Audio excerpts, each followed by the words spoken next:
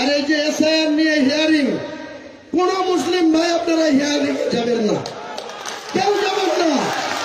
একটা নাম বাদ দেন, একজনের কলার ধরে রাস্তায় নামাবো।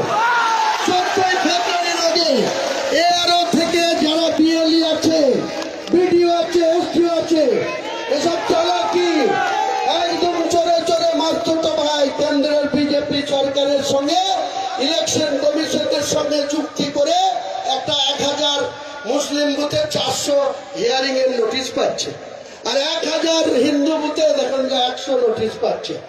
এই চালাকি আমরা ধরে ফেলেছি।